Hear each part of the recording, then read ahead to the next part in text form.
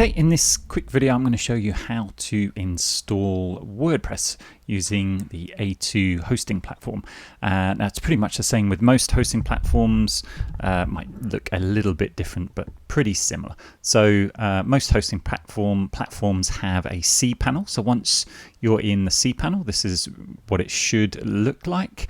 And A2 have the Softaculous apps installer, so hopefully you have that because it makes it much easier to install WordPress. So under the Softaculous apps installer, we want to click on the WordPress optimized install. So let's click that, and we literally just click the install now button.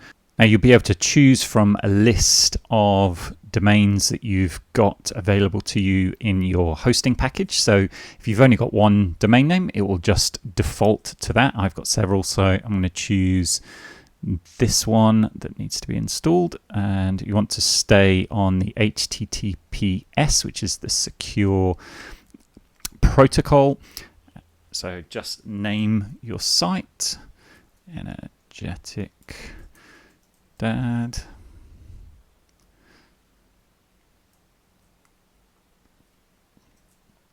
Save that one. Okay, and you can either click this quick install button or you can scroll down, just check the other options. I tend to just leave these as they are.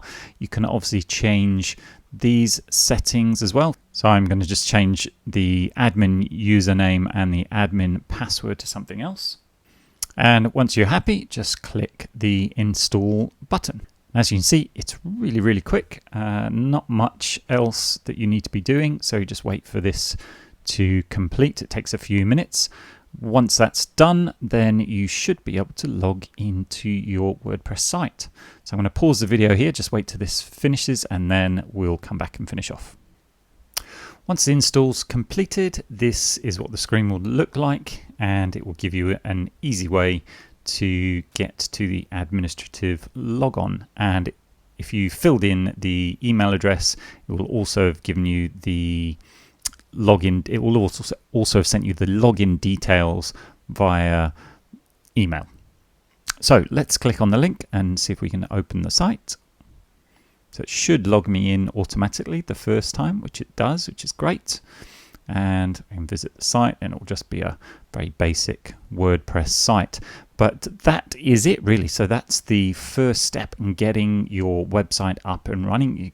You get the hosting package, and you get the hosting package, and then you get WordPress installed, ready for you to start building some content.